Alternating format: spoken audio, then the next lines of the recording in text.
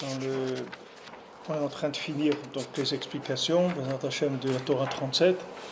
Après, on reprendra Bezat Hashem la Torah entièrement avec tout ce qu'on a pu retenir des explications de Rabbi Nathan.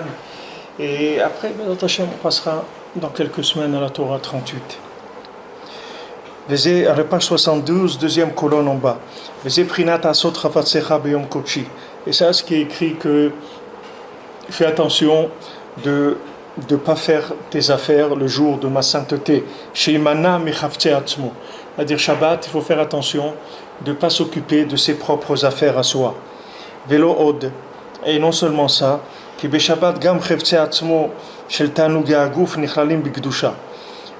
Shabbat, tout ce qui est les plaisirs du corps, qui sont des chefse atzmo, c'est-à-dire qui sont mamash des plaisirs de lui, c'est-à-dire de son corps, eux aussi s'incluent dans la Gdusha. Grâce à la Chokhmah, à la sagesse et à l'esprit qui éclaire le Shabbat, qui kadoshu, parce que c'est un jour qui est saint. C'est-à-dire que maintenant, la sainteté du jour, c'est ça qui rend le plaisir permis. Donc si quelqu'un il veut se permettre des plaisirs, il faut que d'abord il se sanctifie. C'est-à-dire la sanctification, ça donne accès au plaisir, parce que du moment où il y a une sanctification, on n'a plus peur que le corps il se révolte. Comme vous voyez dans toute la sortie d'Égypte, à chaque fois, Moshe Rabbeinu et Aaron et Hachem lui-même, ils sont obligés de marcher sur des œufs avec le Ham Israël. Pourquoi ? Parce que comme les gens ils sont fragiles, c'est-à-dire qu'ils sont encore tout imbibés de la Touma de l'Égypte, donc ils sont très fragiles, c'est-à-dire la moindre chose ça peut les déstabiliser. Donc il faut attendre qu'ils se sanctifient, qu'ils arrivent à un certain degré de pureté, et à ce moment-là, ça sera possible, ça sera pour eux de parler normalement, c'est-à-dire d'avoir des rapports normaux avec eux. Mais tant que maintenant il y a une emprise du corps, alors on est obligé de faire attention, c'est-à-dire on ne doit pas avoir la même attitude. Donc dans la semaine, on doit faire attention au plaisir du corps, parce que les plaisirs du corps dans la semaine, ils sont vraiment mortels. C'est-à-dire mortels, ça veut dire qu'ils donnent le goût de la mort et ils enlèvent la joie de vivre. Et ils déconnectent la neshama. Les plaisirs du corps dans la semaine, c'est très très mauvais. Tandis que Shabbat, il n'y a pas de problème parce que le corps, il est inclus dans la Gdusha. Il ne peut pas résister à l'intensité de la lumière. Donc on voit bien que le corps, les maasé, c'est ça son tikkun. Son tikkun, c'est d'augmenter l'intensité de l'âme. C'est-à-dire chaque fois que tu dis une parole de prière à Hachem, tu augmentes l'intensité de ton âme et automatiquement ton corps, il s'inclut dans ton âme. Chaque mot de prière, le corps, il s'inclut dans l'âme. Encore une inclusion, jusqu'à ce que le corps il soit complètement annulé à l'âme. C'est ça que tu appelleras le Shabbat Oneg. Parce que le Sechel, la Chokhmah, la sagesse et l'esprit, c'est le principe du Oneg. Comme on a vu ça plusieurs fois. Oneg Shamat, Prinat Oneg, Anefesh, Prinat Shim'u, Shamua Elai, Ve'chluto Ve'tit'angu, Bedeshem Nafshechem. Comme c'est écrit, vous entendrez, vous m'écouterez et vous mangerez des choses bonnes et vous aurez du plaisir dans le bien-être de votre âme.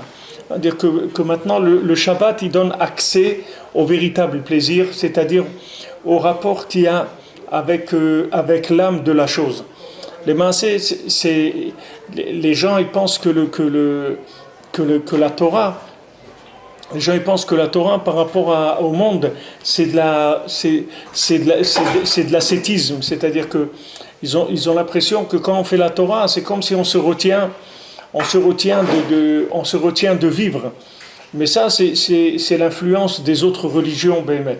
Parce que les autres religions c'est comme ça, parce que les autres religions, le rapport avec le rapport des autres religions avec la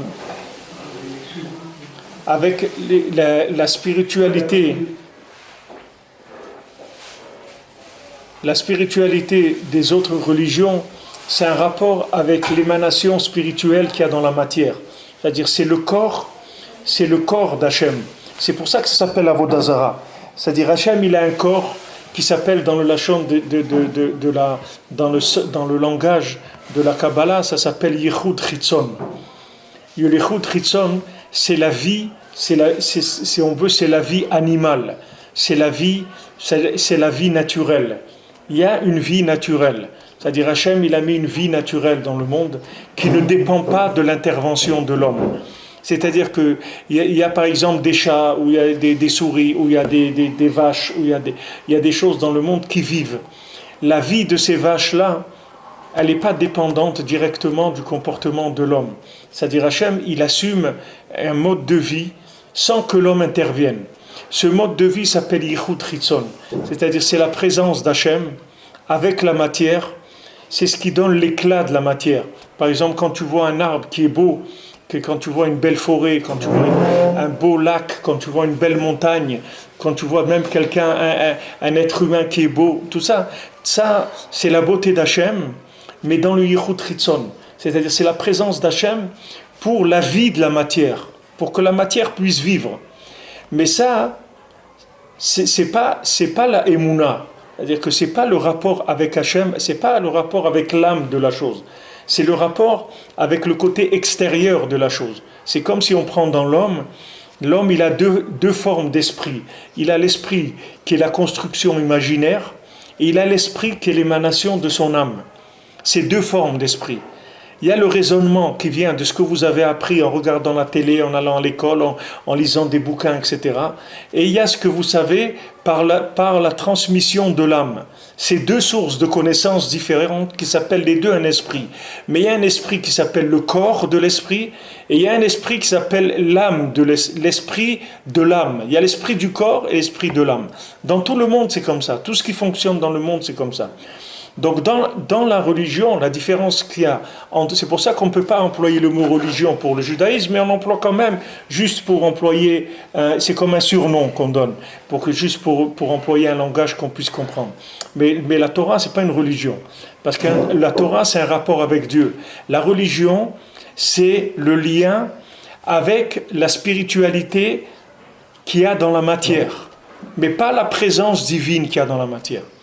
La spiritualité de fonctionnement qu'il y a dans la matière. Vous comprenez ce que je dis? Ou c'est du chinois, vous comprenez? Hein? C'est une nuance. Vous comprenez? Il y a un Ben Adam qui vit, c'est-à-dire il y a un Ben Adam qui va être vivant. Maintenant, sa vie, elle vient d'où? La vie de quelqu'un, elle peut venir de la matière ou elle peut venir de l'âme. Maintenant, la matière, elle va assumer une vie aussi. Mais elle va assumer une vie qui est une vie animale. C'est-à-dire que quelqu'un, quand il va manger quelque chose, par exemple, donc dans ce manger, il y a une nourriture physique qui est le côté de l'emballage de la chose, mais qui donne une énergie physique, et dedans, il y a une énergie spirituelle.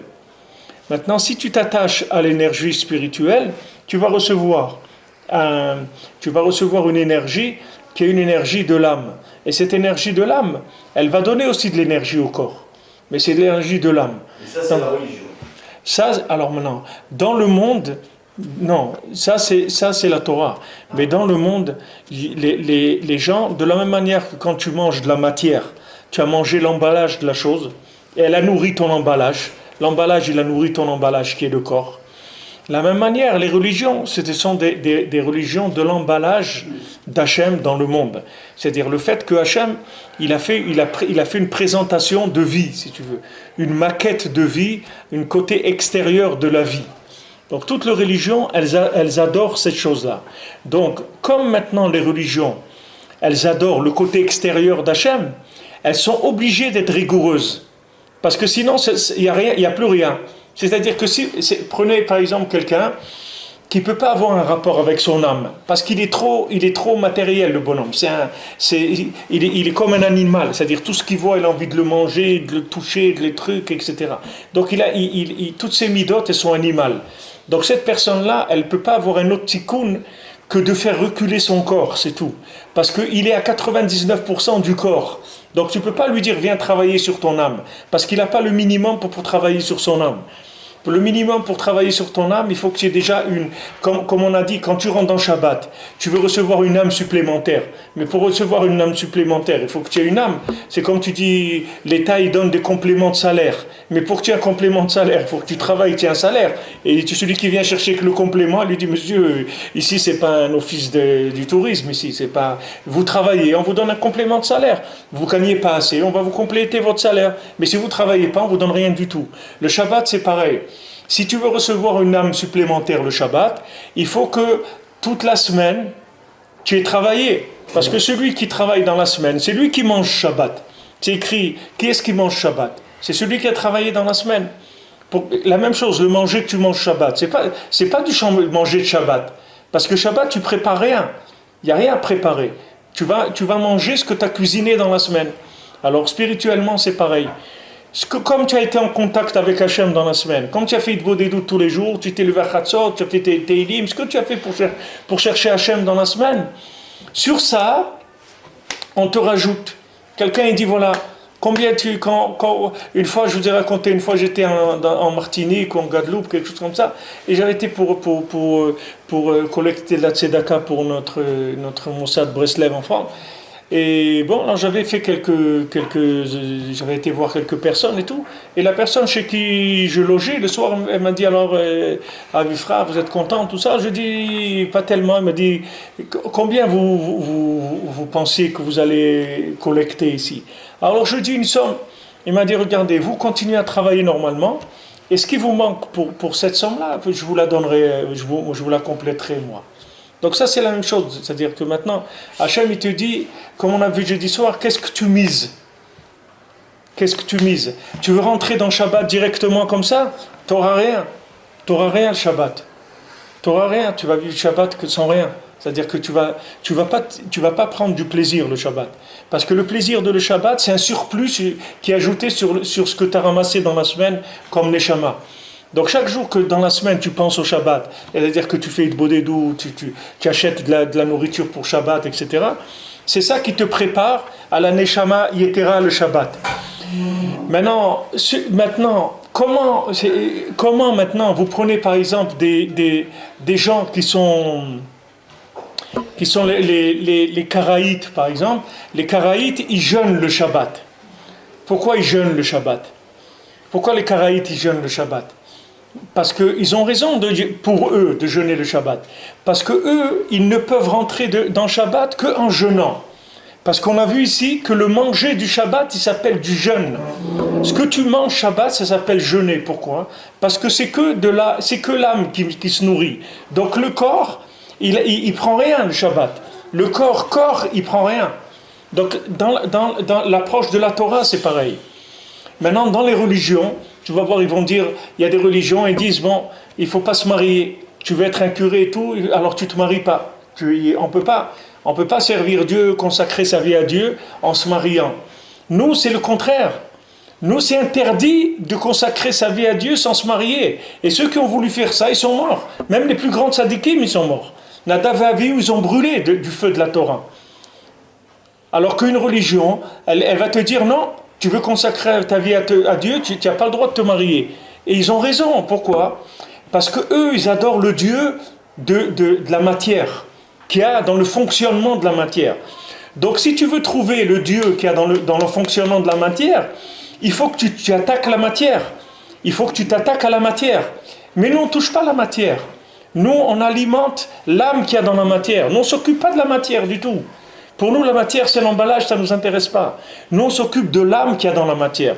Donc, du fait qu'on s'occupe de l'âme qu'il y a dans la matière, nous, on a accès au plaisir. Et le plaisir, pour nous, de Shabbat, c'est une mitzvah.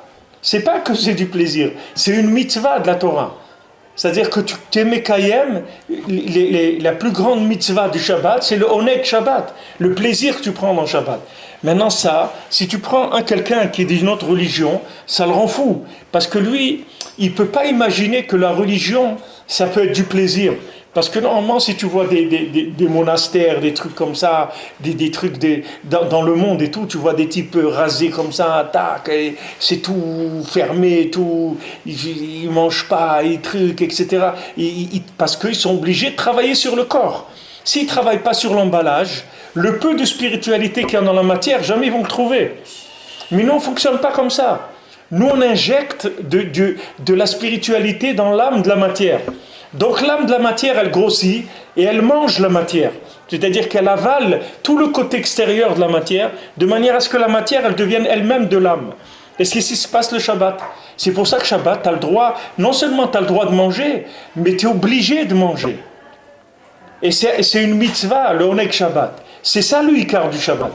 C'est que tu manges bien, tu t'habilles bien. Alors ça, les gens ne comprennent pas. Ils disent, mais attends, si tu veux faire tchouva et tout, il faut que tu t'habilles avec des haillons, des trucs et tout. C'est pas quoi d'avoir un super costume, tu as payé trucs et tout, et Shabbat et tout. Mais de qui tu te moques?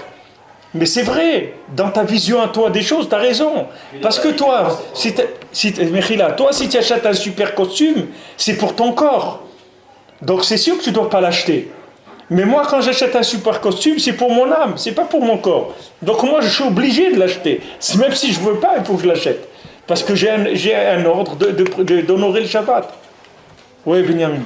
Donc ça veut dire que si on était... La différence entre les religions et la Torah, c'est que la religion, pour acquérir la spiritualité, doit repousser le corps. Ouais. Donc c'est-à-dire sa seule spiritualité possible, c'est de diminuer le matériel, c'est-à-dire le Shabbat pour eux. C'est de tanner la peau, c'est de tanner la peau, c'est de tanner l'emballage. Plus l'emballage il sera transparent, plus tu pourras voir ce qu'il y a à l'intérieur. Nous on ne fait pas comme ça. Nous on alimente l'intérieur et l'emballage il s'en va. Il s'inclut dans l'intérieur. C'est une autre méthode, c'est une autre approche complètement. On a les deux aussi. Non, on n'a pas les deux. Yom Kippour, on jeûne. Le Yom Kippour, c'est pas... Si le Yom Kippour, c'est Shabbat Shabbaton, c'est une autre dimension. D'accord. C'est une dimension que c'est aussi du temps, ça n'a rien à voir. Et ceux qui ne veulent pas revenir, ils disent c'est tout à sourd. Que ce quoi, que quoi? Qui ne veulent pas venir à la tchouva, ils disent c'est tout à sourd dans la Torah. Ça c'est quand les gens ils ont une approche goy de la Torah. Sur le corps. On a un travail sur le corps, mais on a un travail sur le corps. C'est vrai que les tzadikim, Rabbeinu il a... C'est pas un travail sur le corps. Quoi? Shmirat Enaim, c'est un travail sur le corps. Non, c'est pas un travail sur le corps, Shmirat Enaim. Qu'est-ce que veut dire c'est un travail sur le corps? C'est Shmirat Enaim, c'est pour ta neshama, c'est pas pour ton corps. C'est pas pour ton corps. Qu'est-ce qu'il y a ton corps? C'est des Shmirat Enaim. Qu'est-ce qu'il gagne ton corps de Shmirat Enaim? Il gagne quoi? C'est ta neshama, c'est pas ton corps. Ce que je veux dire, c'est qu'il y a un passage dans l'application de ce que tu dis où ça ressemble. Parce que c'est vrai comme on n'a pas, comme tu as dit, les midotes, alors quand on doit rien qu'appliquer la halakha, des fois, pour nous, avec peu de midotes, ça ressemble à de l'ascétisme. Oui. Mais ça, il faut savoir que parce qu'on a de la viande qui est épaisse, c'est tout. On n'a pas la viande, elle est devenue épaisse avec la galoute. C'est pas de notre faute. On est influencé, mais c'est imaginaire aussi. Hein, c'est pas vrai. Parce que tu ignores la force que tu as en toi. Comme Rabbeinu dit, ne sois pas comme cet éléphant qui se laisse tirer par une souris. Tu comprends? L'éléphant, il a peur de la souris. Tu as peur de la souris. Tu sais pas les cohortes que tu as en toi. Et Rabbeinu lui-même, il a regretté. C'est vrai que Rabbeinu jeûnait des semaines entières. Rabbeinu jeûnait des semaines, mais il a regretté. Il a dit, c'est pas ça qu'il faut faire. Il a dit, c'est pas ça qu'il faut faire. Il dit, si j'avais découvert la Hitbo des doutes, jamais j'aurais détruit mon corps avec le jeûne. Rabbeinu, il a regretté ça. Parce que les massés, il a abîmé son corps. Et il en aurait eu besoin pour vivre plus longtemps, pour faire d'autres choses, pour pouvoir faire des choses qu'il aurait pu... Une fois que le corps il est abîmé, après, ça y est, la Torah, tu ne peux plus la faire comme tu voulais. Et le corps, il est faible, tu es obligé de passer du temps pour t'occuper de lui, etc. Ça y est, tu as abîmé ta vie, tu comprends? Donc Rabbeinu, et depuis le derrière du Baal Shem Tov, c'est fini ces choses-là. C'est fini pourquoi c'est fini ces choses-là? Parce que on peut plus aujourd'hui, on peut plus fonctionner une approche extérieure de la Torah. Parce que justement, on est en train de terminer la réparation du monde. Si on continue à faire de la Torah comme si on faisait de l'Avodah Zarah, alors jamais on va terminer. Quand est-ce qu'Hachem il va se révéler? Jamais il va se révéler, puisque de toute façon, tout ce que tu vas atteindre, ça va être avec le travail sur ton corps. Donc comment tu vas arriver à atteindre de la connexion avec Hachem? Par du travail sur ton corps, en sachant que les maasés, c'est par tes efforts que tu es arrivé. Donc, comment tu vas arriver? Alors maintenant, quand tu vas avoir un corps qui est tellement épais, que de toute façon, tu vas tout de suite faire youch, c'est-à-dire tu vas être découragé d'essayer de le tanner, parce qu'il est tellement épais que tu peux frapper dessus tant que tu veux, il ne va pas marcher. D'ailleurs, voilà, c'est la preuve de ça, c'est ce qu'on a vu dans la paracha. Moshe Rabbeinu, il a frappé le rocher. Hachem lui a dit, parle avec le rocher. Lui, il a frappé le rocher.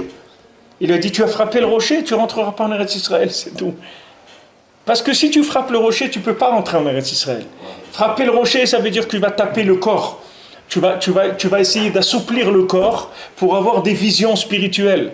Tu vas jeûner des jours, tu vas pas manger de viande, tu vas faire attention à tout ce que tu fais, tu vas pas bouger, tu vas rester dans le noir comme ça pendant une semaine, tu vas faire plein de choses qui sont des choses de manipulation, si tu veux, de la matière, tu vas essayer de faire un maximum de nettoyage de la matière pour qu'elle te laisse voir le spirituel qu'il y a dedans.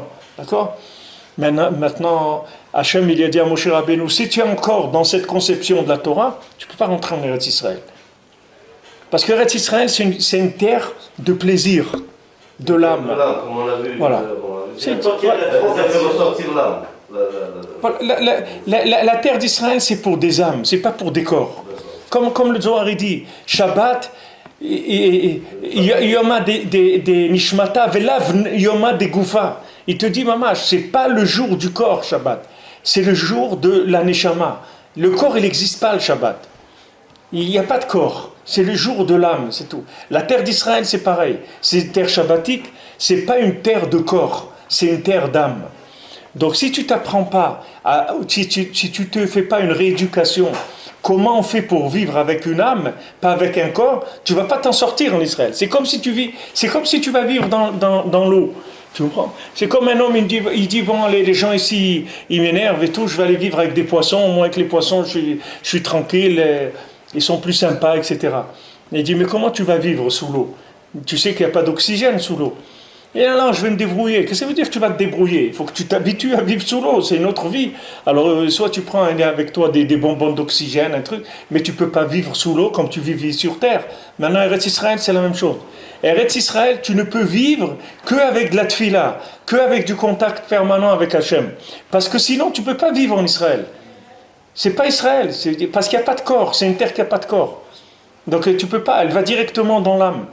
Tu peux pas avoir la même attitude qu'en Chutz La'aretz. Chutz La'aretz, tu peux travailler le corps. Eretz Israël, il faut que tu travailles l'âme. C'est du développement de l'âme. C'est pas tu vas pas frapper ton corps, tu vas parler avec ton corps. Tu vas pas le frapper. Tu comprends? Il lui a dit tu frappes pas le rocher, tu parles avec le rocher, mais tu le frappes pas. Ah, tu as frappé le rocher? Tu as frappé le rocher, donc ça. Alors maintenant, qu'est-ce qu'il dit Rashi? Il dit pourquoi maintenant Hachem il leur a dit de pas rentrer, qu'ils n'allaient pas rentrer en Eretz Israël? Parce qu'il dit voilà, vous m'avez pas laissé me sanctifier aux yeux des Bnei Israël. Qu'est-ce que c'est se sanctifier? Rashi il explique. Qu'est-ce que c'est se sanctifier? Ça veut dire que les Bnei Israël, ils allaient voir ce rocher. Ils ont dit regarde, un rocher. Que ce rocher-là, qu'est-ce qu'il a? Il n'a pas besoin de parnassa. D'accord? Le rocher, il n'a pas besoin de parnassa. Il ne parle pas, ni rien. Et il fait la volonté d'Hachem. Hachem, il lui dit, donne de l'eau. Il donne de l'eau. Il se soumet à Hachem. À plus forte raison que nous, on a besoin de plusieurs choses dans notre vie. Qu'on a des besoins. Un rocher, il n'a pas de besoin. Et ces besoins, ils sont assumés par le système automatique. Donc, il n'a pas de problème, le rocher. Alors, nous, qui sommes des individus qui avons des besoins de parnassa, de santé, de simcha, de combien de choses qu'on a besoin, à plus forte raison, qu'on doit écouter Hachem quand il nous dit de faire quelque chose. Donc ce raisonnement, c'est le raisonnement qui découle du fait qu'il y a eu une sanctification du nom d'Hachem en utilisant la parole et pas en utilisant la force. Donc maintenant, quelqu'un qui va arriver à servir Hachem avec la parole, il va arriver à un moment, à un niveau, il va augmenter sa conscience. Et à un niveau, il va arriver à un moment, il va arriver à un niveau de conscience qui va faire tchouva par son niveau de conscience. C'est-à-dire son niveau de conscience, il va lui faire tchouva. C'est le maasé qu'on dit du Baal Shem Tov avec le voleur, que le voleur venait demander une bracha au Baal Shem Tov.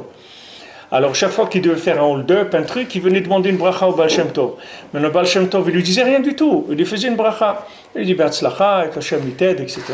Et il allait, il faisait son hold-up, ça marchait, etc. Il était sûr de la bracha du Baal Shem Tov. Il allait avec ça. Quand une fois il est venu, il avait un gros coup, le Baal Shem Tov, il est venu juste après Shavuot, on le dit, le Baal Shem Tov, il est décédé. Alors il a commencé à pleurer, il était comme un fou, il dit mais comment je vais faire? Je vais me faire attraper maintenant s'il n'y a pas la bracha du Baal Shem Tov. Il n'a pas laissé un remplaçant ou quelque chose, alors ils lui ont dit oui, il y a un rab.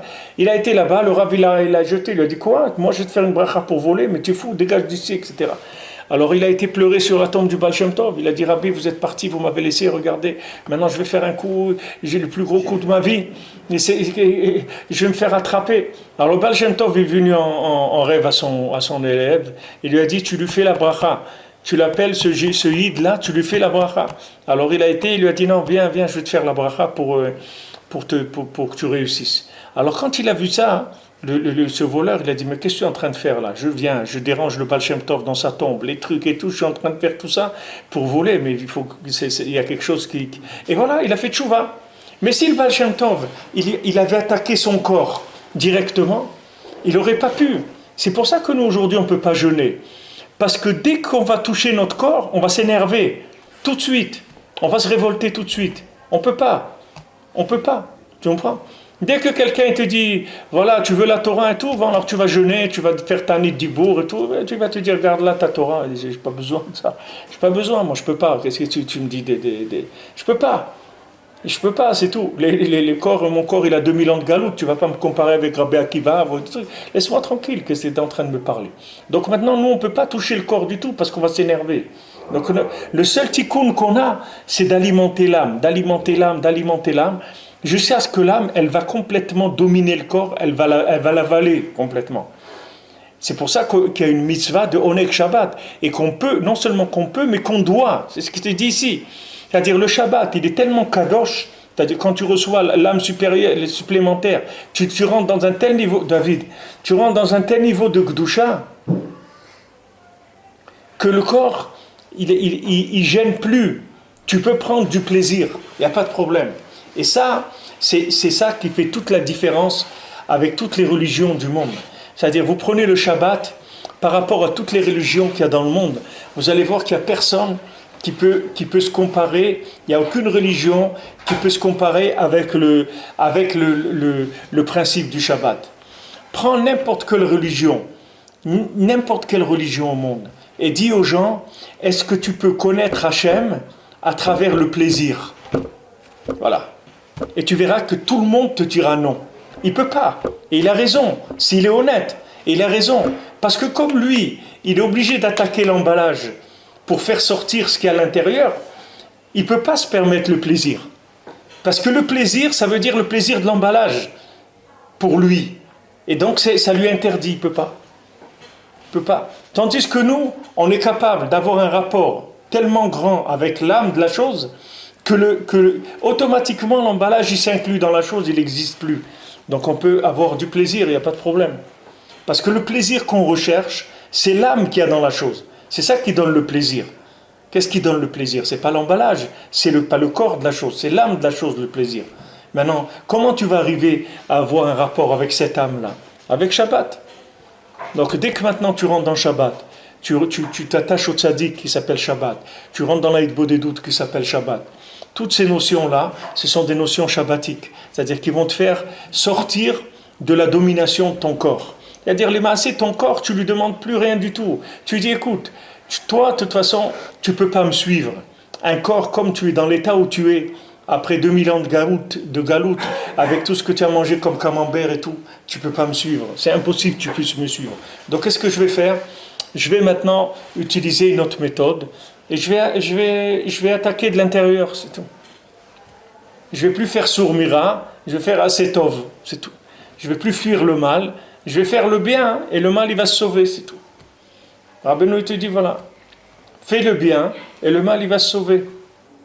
Pourquoi Rabbeinu il te dit il faut faire azamra? Il faut que tu regardes le bien qu'il y a chez l'autre, parce que quand tu regardes le bien qu'il a l'autre, comme ça tu le fais sortir du mal dans lequel il est. Parce que la plupart des gens, avec la galoute, ils savent plus qu'ils ont du bien en eux. Ils savent plus, parce que la matière, elle a pris une telle domination que les gens, ils savent plus qu'il existe du bien, de la vie en eux. Ils savent plus ça. Les gens, ils pensent que c'est que des transactions maintenant. Tout c'est de la transaction, c'est tout, de la transaction de plaisir, c'est tout. Mais il n'y a rien. Ils ne savent pas qu'ils ont une âme à l'intérieur. Le contraire de la transaction, c'est l'affection. Si tu veux, c'est l'affection d'Hachem, de l'âme. Maintenant, quand tu dis à quelqu'un, mais tu sais que tu as une âme, et tu dis, mais non, mais moi j'ai pas d'âme. Oui, tu as une âme. Tu as une âme. Et tu vas voir. Sois patient et tu vas voir que ton âme, elle va se révéler. Attends un petit peu, tu vas voir. Parle avec Hachem, fais Shabbat. Et tu vas voir que ton âme, attache-toi au tzaddik, viens au Rosh Hashanah, tu vas voir que ton âme, elle va commencer à s'exprimer. C'est que là, il y a des doutes qui fait que, même quand on est Mekayem, la chod, même le Kitsou, vraiment, qui révolte encore le corps. Il y a la chod qu'il faut faire. Il révolte encore le corps. Ça, on est obligé pourtant. Ça, c'est pas des révoltes des jeunes et tout, mais même ça, au niveau où on est, ça. C'est ce qu'il a demandé Benjamin tout à l'heure. Là, il y a des doutes qui fait que ça. L'aïd des doutes, tu vas voir qu'à un moment, après, non seulement la halacha, c'est pas quelque chose qui va être dur pour toi, mais ça va être un plaisir pour toi de faire la halacha. Parce que une fois que tu vas prendre conscience que maintenant ce que Hachem t'a donné, c'est le meilleur mode de vie sur terre pour toi, alors ça y est, ça veut dire, maintenant qu'est-ce qui t'empêche d'avoir cette conscience-là? C'est ton corps. Ton corps te dit, oh, encore tu vas m'embêter, encore tu vas me truc, encore tu veux pas me laisser manger, avant la tfila, j'ai envie de manger un gâteau, j'ai envie de manger un truc, je suis pas bien, etc. Pourquoi tu m'embêtes, etc. Le corps, il est épais. C'est-à-dire, on est sous la domination du corps. C'est une véritable domination, c'est pas virtuel. C'est une domination mamache, on est esclave de notre corps. Alors dès que tu veux bouger un peu, il n'est pas content, il commence à s'énerver. Il n'est pas content, alors il faut que tu lui fasses patienter. Tu lui dis, mais non, après on va prendre le petit déjeuner, tout ça, il n'y a pas de problème. Une fois, Rabbi Nathan, il a vu quelqu'un qui était en train d'étudier après la tfila. Le matin, il est resté à la synagogue, il étudiait. Alors Rabbi Nathan lui a dit, va manger, arrête avec ta avatachila. Arrête la ta avatachila et va manger. Parce qu'il voyait que le bonhomme, il était en train de bouillonner, son corps, il est en train de hurler. Et lui, il dit, non, on étudie. Il dit, mais donne-lui à manger à ton corps, il va te laisser tranquille, après tu t'assois à étudier. Donne-lui à manger, ça y est, tu finis avec lui. Je comprends pas, ne le martyrise pas, ça sert à rien. Donc aujourd'hui, martyriser notre corps, on va pas y arriver. Parce qu'il a une domination sur nous à 99%. Même si c'est une domination imaginaire, mais elle est là. Quand il y a des gens qui sont pris dans des choses, regarde des choses qui sont extérieures, complètement, comme l'alcool, la cigarette, la drogue, les trucs comme ça. C'est des choses qui sont extérieures au nefesh. La cigarette, elle n'a rien à voir avec le nefesh de la personne. Il n'y a personne qui est né avec un embryon de désir de fumer, ça n'existe pas. Mais avec un embryon de désir de manger, des femmes, de l'argent, tout ça, c'est dans le nefesh de la personne déjà. C'est-à-dire cette tava, elle est déjà à la naissance. Et surtout, comme Rabbeinu dit dans l'écoute Moharan, si quelqu'un il a des parents qui ne sont pas comportés comme tellement bien quand ils l'ont conçu, alors le bonhomme il part avec un paquet avec un corps d'une épaisseur, avant d'arriver à le percer, arriver de l'autre côté, il vaut mieux que tu perces la muraille de Chine, tu vas faire plus vite, tu comprends? Lui il a un corps qui est énorme. Donc maintenant, un corps énorme comme ça, tu n'as pas intérêt à venir lui chauffer les oreilles parce qu'il va te mettre par terre tout de suite. Ne viens pas lui chauffer les oreilles parce qu'il va te rendre amer et triste, il va te détruire. Donc tu n'as pas intérêt à venir l'attaquer de face, ça ne va pas marcher. Alors il faut qu'avec lui, que tu aies un jeu sympathique, tu le respectes, mais tu vas travailler sur l'âme un maximum. Et tu sais que chaque pas que tu fais vers ton âme, chaque centime que tu investis dans ton âme, ça fait tomber ton corps. C'est-à-dire ça rend ton corps ça lui enlève sa révolte et ça retourne la vapeur, c'est-à-dire au lieu que ce soit lui qui te domine, c'est l'âme qui va le dominer. Parce que le corps, au fond de lui, sait très bien qu'il va finir détruit dans la terre. Il sait très bien qu'il va finir comme de la poussière. Il le sait. Donc tu lui dis, écoute, viens, on s'associe, on travaille ensemble. Et on monte une affaire ensemble. Toi, tu me laisses faire ce que j'ai à faire. Et tu m'aides à faire ce que j'ai à faire. Et on partage les bénéfices. Tu verras que tu vas te lever à la résurrection des morts. Je te choisirai à toi. Parce qu'on a plusieurs corps. C'est-à-dire, on est venu plusieurs fois sur Terre, donc on est venu sous forme de plusieurs corps. Donc le corps qui aura été le plus copain avec nous dans la Avodat Hashem, c'est lui qui va se lever avec nous à la résurrection des morts. Donc le corps aussi, il y a un challenge avec lui comme ça, qu'on lui dit, écoute, voilà, essaye de te soumettre un petit peu. Mais on n'a pas d'autre etza aujourd'hui, on n'a aucune etza. Tu vois, tous les rabbanim, même les rabbanim qui sont des spécialistes du corps, c'est-à-dire tous les rabbanim qui sont dans la rigueur de la halacha, tout ça, qui sont mamach que dans le corps de la Torah, parce que la halacha, le niglé de la Torah, s'appelle niglé, ça s'appelle ce qui se voit, c'est le corps de la Torah. Même des gens qui ont décidé que la Torah c'est que du corps, c'est tout, qu'il n'y a pas de Zohar, il n'y a pas de Kabbalah, il n'y a rien du tout. Même les gens qui sont là-dedans, eux aussi ils ont baissé la tête aujourd'hui, ils ont dit ça y est, on abandonne, c'est fini. Laisse tomber, aujourd'hui, Idbodedut, Azamra, c'est tout ce qui reste. Il n'y a plus rien. Les méthodes qu'on avait avant, ça ne marchait pas. Aujourd'hui, tu vas faire peur à quelqu'un, tu vas lui parler du Gehinam, tout ça, il va se plier de rire, tu comprends? Il va te dire, mais moi j'ai vu. Tu vas lui dire, mais tu sais, dans le Gehinam, les trucs. Et il dit, mais moi j'ai vu un film de trucs. Et j'ai vu qu'il est rentré dans le feu et il est sorti, il avait rien. Pourquoi tu me dis que le Gehinam ça fait mal?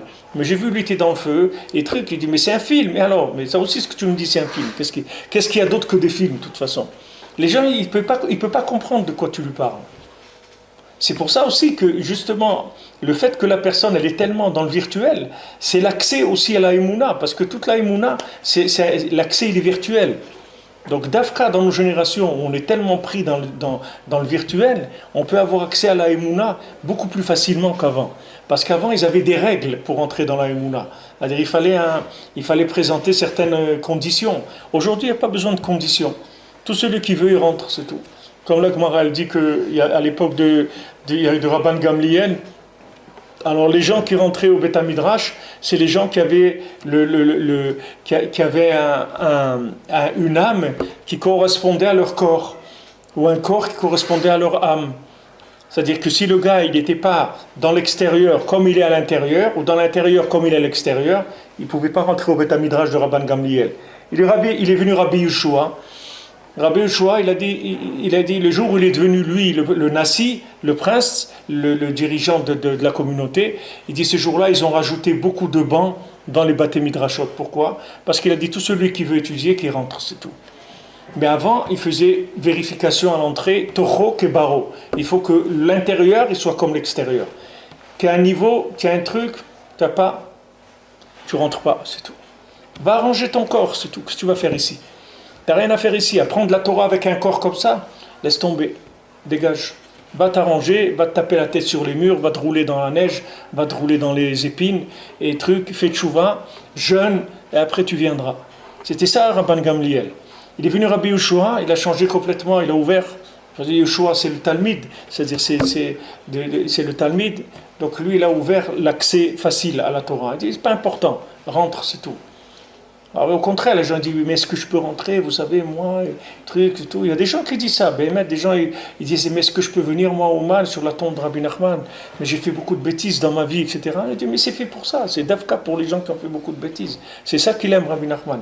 Quand des gens qui ont fait beaucoup de bêtises, ils viennent chez lui, c'est un grand honneur pour lui. Que des gens, ça veut dire qu'ils le considèrent comme les plus grands médecins qu'il ait jamais eu. C'est le plus grand honneur que tu peux lui faire. De venir d'Afka parce que tu te sens le dernier de la planète, quand tu viens chez lui, après il peut mettre ça dans son diplôme. C'est pas qu'il a besoin d'un diplôme, il a besoin d'obtenir en haut plus de miséricorde. Donc quand il montre que voilà ça marche, regardez, des gens comme ça ils viennent, donc donnez-moi plus de crédit parce que je vais emmener encore d'autres gens. Alors on lui donne plus de crédit. Donc ça on en a besoin. La méthode elle a changé complètement. La méthode a changé, c'est pour ça qu'aussi les portes d'Eretz Israël elles sont ouvertes aujourd'hui. Elles sont ouvertes parce que c'est facile de se retourner, c'est-à-dire de rentrer dans le travail de l'âme. C'est pas comme avant. Avant les gens qui rentraient en Eretz Israël, c'était comme on dit, corps et âme. Mais aujourd'hui, il n'y a que l'âme qui rentre. Le corps, on n'en tient même pas compte. Ça n'a pas d'importance. Du moment où la personne, elle veut, elle a un ratson, une expression de l'âme qui est le vouloir, ça suffit. On ne va pas tenir compte de son corps. Son corps, il est n'importe comment qu'il est, il va avoir son tikkun. Du moment où on écoute les sortes du tzaddik, ou même le fait de vivre en Eretz Israël, Pachout, la terre, elle a un niveau de...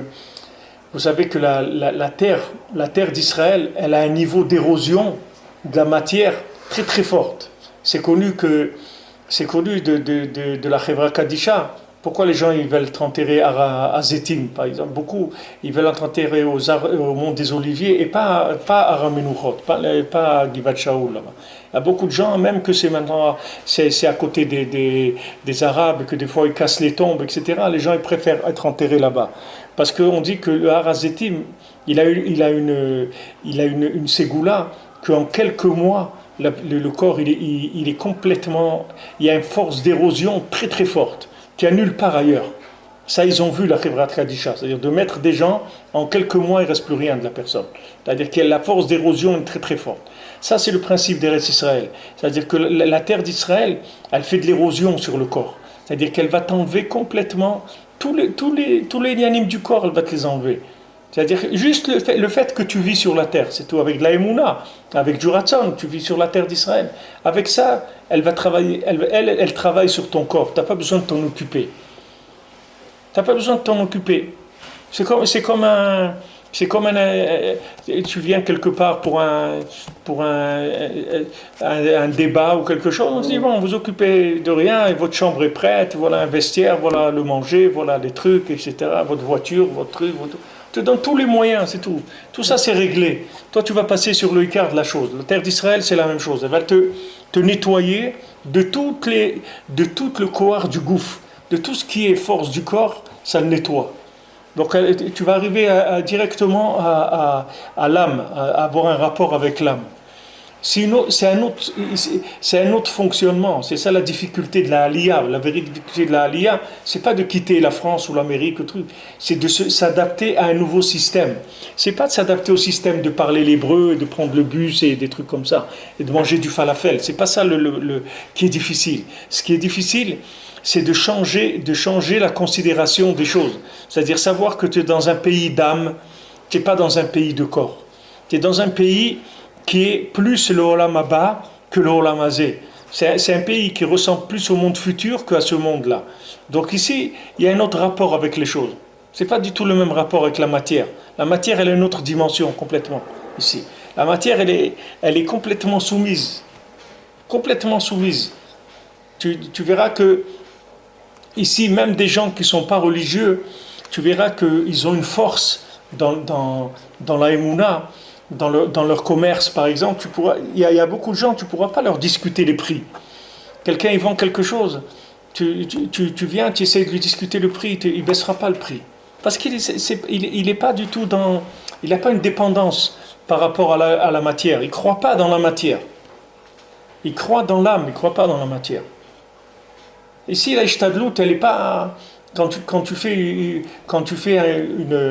la Ishtadlout, c'est-à-dire quand tu fais tout ce qu'il faut pour arriver à quelque chose, la Ishtadlout en Eretz Israël, elle est minimale. Elle n'a pas besoin de beaucoup d'Ishtadlout, parce que c'est une terre de miracle, ce n'est pas une terre de Teva. Rabbeinu dit que Eretz Israël, c'est une terre de Nissim, ce n'est pas une terre de choses normales. C'est une terre, la norme d'Eretz Israël, c'est des miracles. C'est difficile de vivre avec des miracles, tout le temps. Parce que tu aimerais bien calculer un petit peu, prévoir. Quel est votre prévisionnel? Aucun. Comment vous n'avez pas de prévisionnel, des trucs? Non, pas du tout. Qu'est-ce que vous pensez? Rien, je pense rien, j'avance, c'est tout. Mais il n'y a pas de prévisionnel, quelque chose, il n'y a rien. Ça ne sert à rien, prévisionnel. Ça ne sert à rien parce que c'est une terre de miracles. Alors maintenant, tant que tu vis dans le prévisionnel, elle va te casser la tête pour que tu lâches le prévisionnel. Tu comprends? C'est-à-dire, elle va faire en sorte que ce que tu prévois, ça ne marche pas. Alors tu vas essayer une fois, deux fois, trois fois, tu vois que ça ne marche pas. Tu dis, bon, et peut-être qu'il faut que je change de... Alors voilà, je prévois plus rien, je sais rien, on y va, c'est tout. On y va. Moi avant, je pensais que si je vendais des lingots d'or, j'allais m'enrichir. Maintenant, je me rends compte que je vends des cacahuètes, c'est comme ça que je m'enrichis. En vendant les lingots d'or, je ne m'enrichis pas. Je me suis appauvri. Et en vendant des cacahuètes, je me suis enrichi. Alors, comment ça marche ça? Ça marche, c'est des Nissim, c'est une terre de Nissim. C'est ça qui est difficile. Alors, toute l'approche des gens par rapport à la Parnassa, par rapport à tout à Israël, c'est difficile pour eux parce qu'ils te disent, bon, mais comment je vais vivre en Israël? Comment je vais faire pour vivre? Tu ne peux pas raisonner comme ça. Parce que si tu raisonnes comme ça, tu ne peux pas vivre sur cette terre. Parce que cette terre, elle ne fonctionne pas comme ça. Ça, c'est pour la terre des corps. Ce n'est pas pour la terre des âmes. La terre des âmes, elle ne tient pas compte des besoins du corps. Ce n'est pas qu'elle ne va pas lui donner ses besoins. Elle va lui donner tous ses besoins. Mais pas par les chemins du corps. Pas par le langage du corps. Par le langage de l'âme. Alors il dit, c'est ça, Karata la Shabbat Oneg. C'est-à-dire, tu rentres dans le monde du plaisir. Avec ton corps. Parce que ton corps, c'est plus du plaisir extérieur. C'est le plaisir de l'âme. Donc il n'y a plus de problème. Donc Hachem, il te dit, il n'y a pas de problème. Donc maintenant, le oneg de Shabbat, c'est du oneg de l'âme, c'est du plaisir de l'âme, c'est pas du plaisir du corps. C'est ça l'Ikdosh Hashem Mechubad, qui kavod ou prinat shoresh hanefesh. Alors parce que le kavod, l'honneur, c'est la racine de l'âme. La racine de l'âme, c'est le kavod. Puisque maintenant, l'âme, c'est une partie d'Hachem. Donc, quand maintenant tu honores l'âme de quelqu'un, alors tu fais que c'est son âme qui va sortir. Et quand tu honores quelqu'un, c'est son âme, c'est-à-dire qui va se révéler. C'est le bien qui est en lui qui va se révéler. Comme dans le monde, quand tu honores quelqu'un, alors il donne le meilleur de ce qui est en lui. Il va s'appliquer, il va faire tout ce qu'il peut pour donner la meilleure image de lui-même. Quand maintenant on honore quelqu'un, on l'honore pas parce qu'on sait qu'il y a Hachem en lui. C'est pour ça qu'on l'honore. C'est pas lui qu'on honore. C'est pas sa viande qu'on honore. C'est sa neshama qu'on honore. C'est par rapport à ça. Donc il dit que kavod c'est le shoresh du nefesh, la Torah. Et donc ça c'est la Torah, David, qui se révèle dans la Kedusha du Shabbat. Comme on va bifnim. Et c'est ça, tu vas honorer le Shabbat, tu vas pas faire tes chemins habituels. Ne fais pas, laisse tes habitudes, change tes habitudes le Shabbat. Kisheimna midarke atzmo, sheshbaim les familles machizat à sichlut. Parce que qui doit le Shabbat arrêter ses habitudes. Darke atzmo, ça veut dire ses propres habitudes dans lesquelles il y a de la folie. Tu vois des gens, quand tu vois des habitudes par rapport à la consommation, etc. Alors les gens ils comprennent pas. C'est-à-dire quelqu'un te dit voilà, moi le Shabbat c'est difficile pour moi parce que moi j'ai l'habitude de prendre l'expresso quand je me lève le matin pour mon expresso.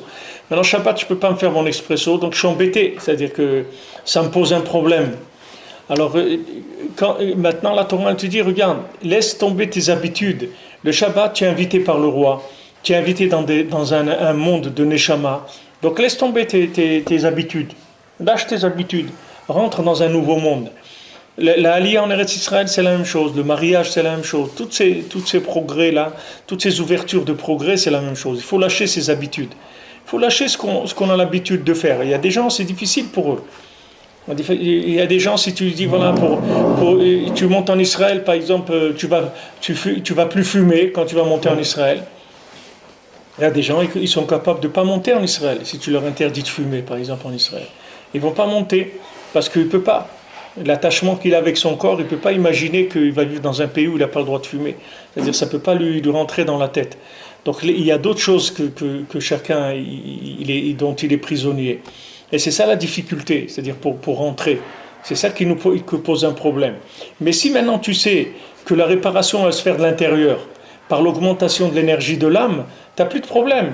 Parce que tu sais que le corps il va baisser. Tu n'as pas un problème. Tu dis il ne regarde pas mon corps, regarde mon âme, c'est tout. Ne regarde pas mon corps. Regarde ce que mon âme, elle peut faire. Ne regarde pas ce que mon corps, il peut faire. Comme le fils du roi, le fils de la servante. Quand le fils du roi, il arrive devant le pays dans lequel il fallait se mettre il fallait faire un concours pour arriver à être roi avec des épreuves très difficiles. Alors quelqu'un lui dit, mais comment tu vas faire? Il dit, je ne sais pas comment, mais je vais le faire. Je sais que je vais réussir. Comment? J'en sais rien. Ce n'est pas mon problème le comment. Je ne suis plus dans une terre du comment. La terre d'Israël, c'est plus une terre du comment. Tu ne dois pas te poser la question, comment je vais faire? J'y vais, c'est tout. Quelqu'un m'a raconté cette semaine, un Talmid Chacham, un rab, un homme très sérieux, il avait une dette à la Arnona depuis 20 ans, de 650 000 shekels. Maintenant ils sont venus, ils lui ont dit, il faut que tu viennes t'arranger. Ça dure depuis trop longtemps, il faut que tu viennes trouver un arrangement. Tu ne peux pas rester comme ça. Parce qu'ils ont essayé de saisir ses comptes et tout, il n'a pas de compte, il n'a pas d'argent, il n'a pas de voiture, il n'a pas de maison, il n'a rien du tout. Donc il n'y a rien à prendre. Alors ils lui ont dit, il faut que tu viennes proposer un arrangement. Alors il m'a dit, il a été là-bas au bureau, il y avait quelqu'un avant lui. Alors celui qui avait avant lui, il devait une somme énorme, etc. Il a dit, voilà, moi ce que je vous propose, je vous donne 5000 shekels, c'est tout. Alors il a dit 5000 shekels, le gars là-bas il a dit d'accord, etc. Ils ont pris 5000 shekels, ils ont fermé son dossier. Donc lui il est arrivé après. Alors le gars lui dit, bon, alors qu'est-ce que tu proposes et tout. Il lui dit, j'ai rien. Vous savez très bien, vous avez essayé de prendre de partout, j'ai rien du tout. J'ai pas d'argent, j'ai rien, qu'est-ce que vous voulez que je fasse? J'ai pas des moyens de payer. Il dit, non mais tu peux pas, il faut quelque chose, tu dois payer, tu peux pas. Il dit, regardez, moi je peux vous donner un jour de travail. Moi je gagne 500 shekels par jour, donc je vous donne un jour de travail. Voilà, je fais une proposition, je vous donne 500 shekels. Il dit, quoi, 500 shekels pour payer 650 000 shekels, mais tu n'es pas sérieux? Il dit, voilà, c'est tout ce que je peux faire. Note ça, et il dit, bon, ça va passer à la commission, etc. C'est passé à la commission, ils ont accepté. Quand il a été payé au guichet, la personne qui était au guichet, elle a vu ça, elle a dit, mais c'est pas possible, il y a une erreur. Elle dit, non, il dit, non, je peux, tu m'excuses, il faut que j'aille vérifier dans les trucs. Elle a été vérifiée, tout. Elle a dit, vite, paye vite, parce que des miracles comme ça, il n'y en a pas tous les jours. Paye vite les 500, et pas voilà. 650 000, il a payé 500. Il n'y a pas de... C'est pas une approche normale, tu comprends? Pourquoi tu vois cette audace-là comme ça qu'il y a en Israël? Pourquoi les gens ils sont audacieux? C'est à cause de ça. C'est ça qui donne de l'audace. Quand tu sais qu'il y a des miracles, alors tu as de l'audace, il n'y a pas de problème. Quand est-ce que tu n'as pas d'audace? Quand tu crois que c'est toi qui dois payer et que tu sais ce que tu as dans ta poche. Mais quand tu sais que c'est pas toi qui paye, tu peux avoir de l'audace, c'est pas de problème. C'est pas sur toi que... Ça, c'est tout ce qui se réveille dans la personne. Quand la personne, elle se communique, elle se met en communication, en contact avec son âme. וגם בדרך שהשכל הולך ואמר לכל שכל הוא שכל הוא כתיב יבלת אדם תסלף דרכו. C'est-à-dire que maintenant, et tu vois là, arrête tes chemins de bêtises et de folie, c'est tout. Tu rentres dans Shabbat, respecte le Shabbat, respecte la façon de voir du Shabbat, et ça, Bezant Hashem, avec ça tu vas t'en sortir. Donc il faut switcher, c'est-à-dire que nous on avait l'habitude de... C'est comme c'est écrit pour Adam et Chava, que quand ils ont été créés, alors Hachem il les a créés d'où par Tsoufim, ils ont créé deux corps dos à dos, ils étaient dos à dos. Maintenant tout le Inyan qu'on fait à Rosh Hashanah, ça s'appelle dans le Lashon d'Isod la Nessira, c'est-à-dire on coupe le fait qu'ils sont collés de dos à dos pour les mettre face à face. Maintenant, nous, c'est le même principe.